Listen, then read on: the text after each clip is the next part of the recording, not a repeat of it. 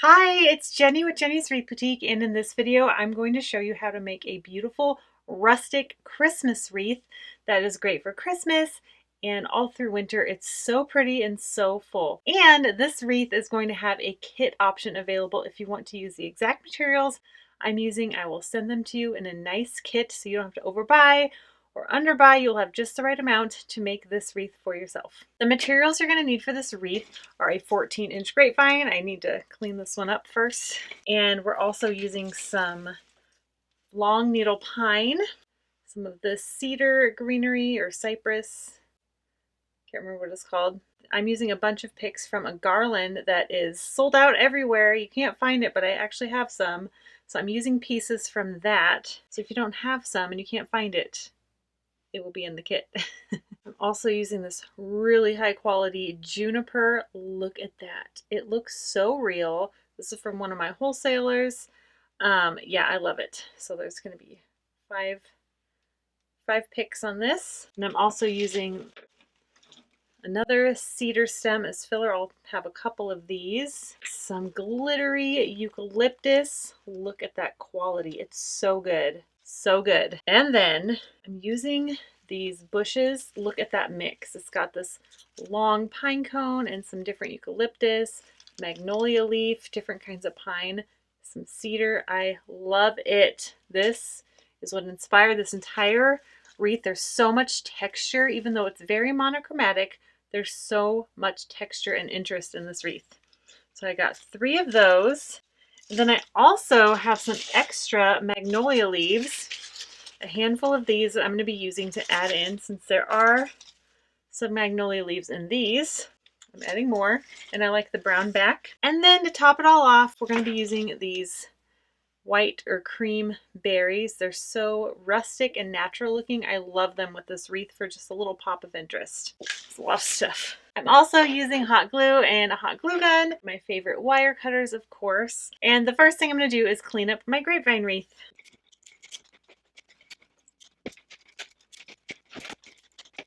And of course, your grapevine may vary. Some are really easy to clean up, some require more cleanup, and it's really up to you how rustic you want your grapevine wreath to be. It's all going to be covered anyway, so it's not a huge deal. I picked one that has kind of a medium weave. A tighter weave would be even better because these picks we have a very thin stem, so it's nice to have a good sturdy spot to put them in, but we can also hold them in place just a little longer with the glue and they will be just fine. I'm just going to get some of my things ready to go and in a pile. So for these, they come in longer stems. So I have cut the stems into pieces. So here's one of these stems cut off, and then I cut it right in the middle. So each of those makes 2 separate picks. And I'm going to have 5 of these total. And then I have this, and I'm going to cut it into different pieces. I cut the bottom stem off, and I cut each section. Some sections have 2, and some have 1. So that's all I'm doing.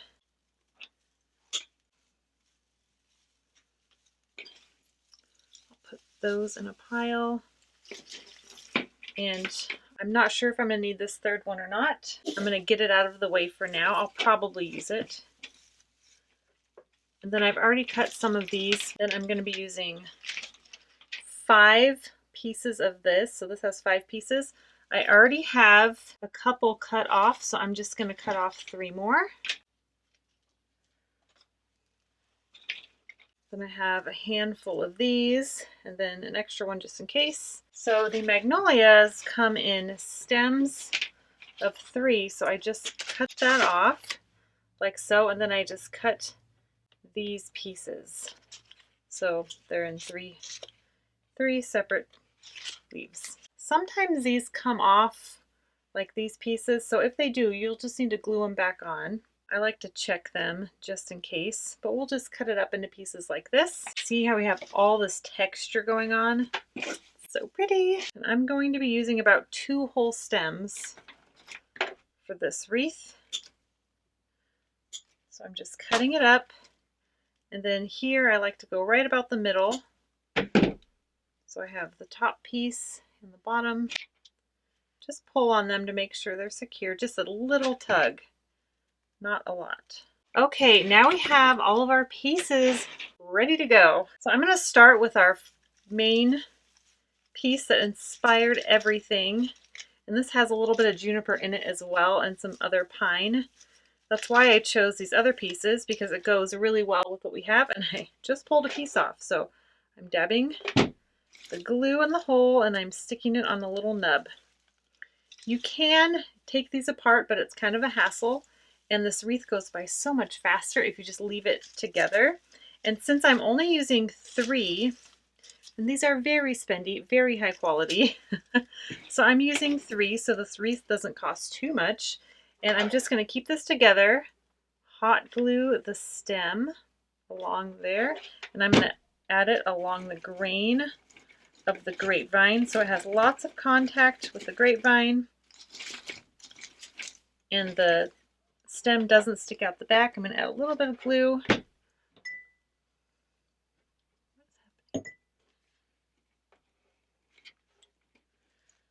hold that in place. And this is kind of a heavier one too, which is totally fine. And now I'm going to add in my greenery to fill in the gaps so it looks all cohesive. And my grapevine's kind of an oval, not a perfect circle, but I want it to look like a perfect circle. So I'm going to add my greenery toward the outside.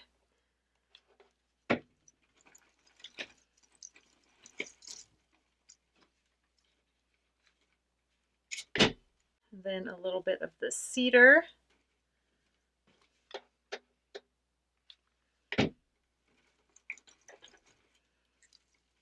The cedar actually looks a lot like the juniper, except the juniper has the blue berries in it. So I'm trying to just mix up the textures so they're not right next to each other in a glob.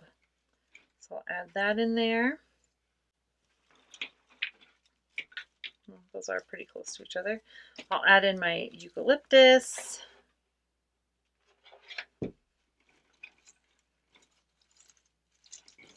Isn't this looking so good?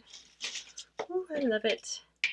And now I'll add in a magnolia stem, and you can add it forward or backward.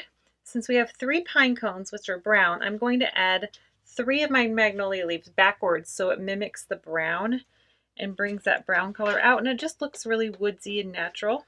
So I'm going to do that here.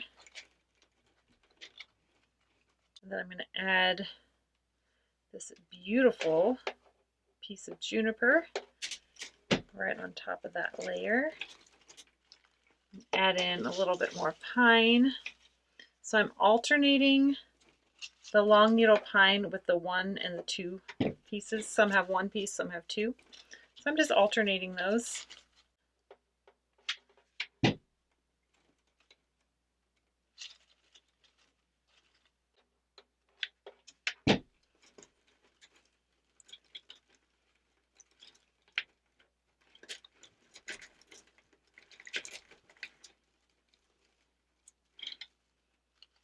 And then I'll add in another magnolia leaf with the green side out. A little more of this. Okay. And I took the paper wrapping off this, but these will be connected. So once you've done about 1/3 of your wreath, you're going to add in your next big piece. Mine got separated. I was playing around, but don't separate them. So I'm adding mine in separately, but you will not. I'm just adding it right on top here.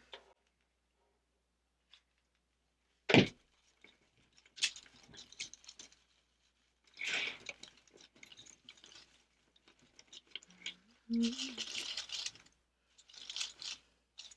going to add in a second piece of the eucalyptus right back here. Bring that sparkle. And now we're just going to do the same thing we did here. We're just going to fill it in with our other greenery.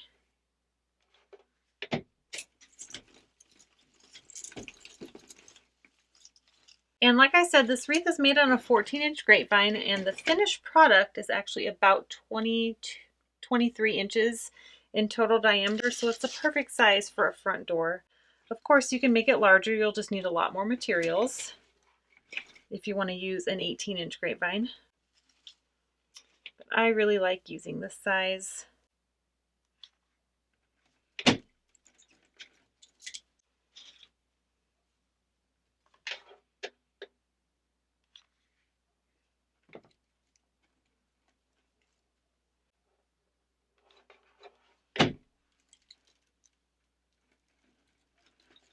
So I am just filling in with all of these beautiful textures.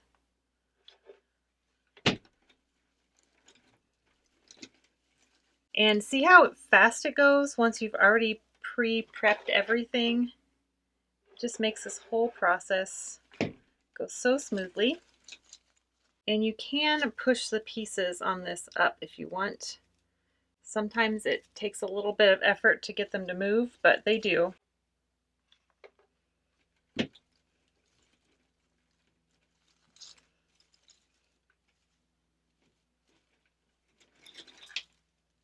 This is looking so good. I'm so excited. Okay, I'm going to do another brown leaf.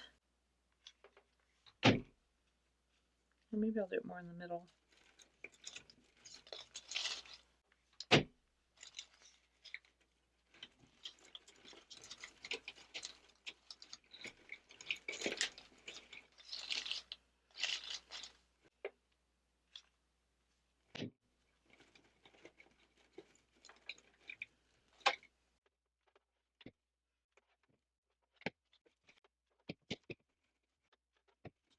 Add in my magnolia leaf here.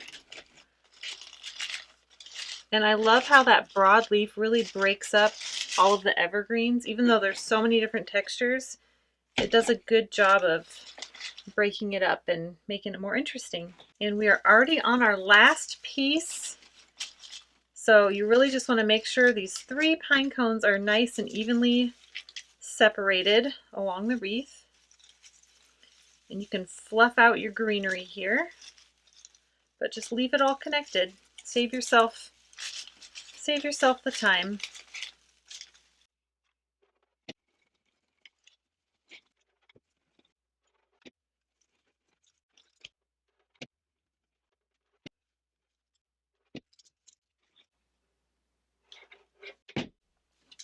Just pull up the greenery before it to add in your last pieces. And we're just filling it in and making it look really cohesive with everything else.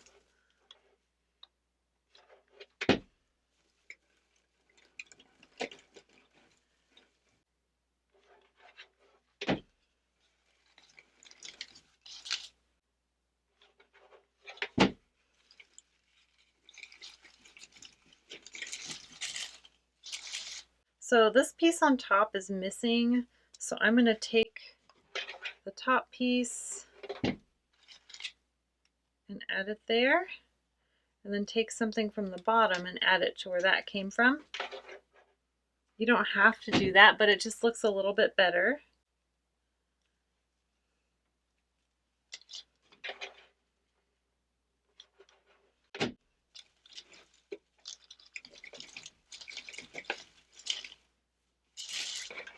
And we'll add in our eucalyptus right here. I just love the sparkle it brings. It's so pretty. Just gluing the stems and adding them into the grapevine. Really simple. We'll add in our last piece of juniper. Nice. And then if you have any of these left, I have a couple left, I'm just going to add them if I see any holes anywhere. I don't really see any holes, but I still want to add them.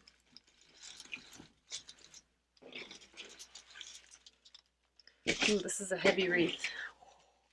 So much goodness in there. This is about as high quality as they come, let me tell you. Holy moly. Now we're going to add in our white berries. So I've already cut up my first stem into 5 pieces, and I will show you how I do that. I just There's 4 main stems and one of them gets cut into 2 stems. So very simple. And sometimes these are missing berries, and that's totally fine. No one will notice. They're very rustic, so it's okay if things are missing. And if that's the case, you can just take some things from the bottom and put it on the top where it's shown. And then I'm just going to add these around the wreath, just for that extra pop of color, although it's cream. And you'll just want to move some things out of the side because there is a lot going on in this wreath.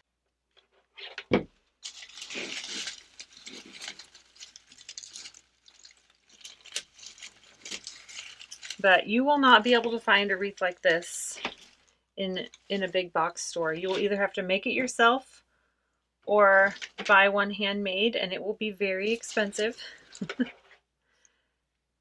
But you can also make it yourself.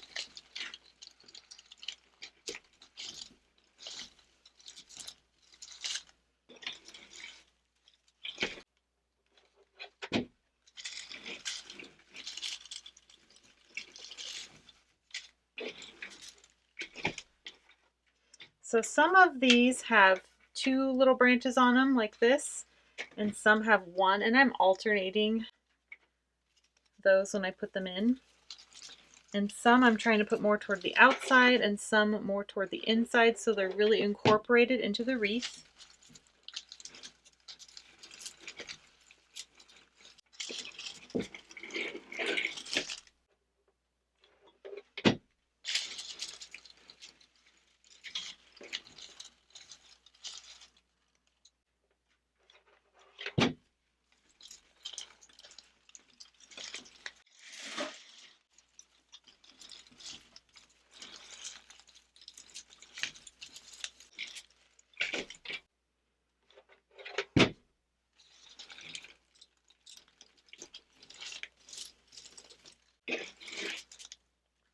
So I finished all the berries, so I'm just going to see where else I can add them.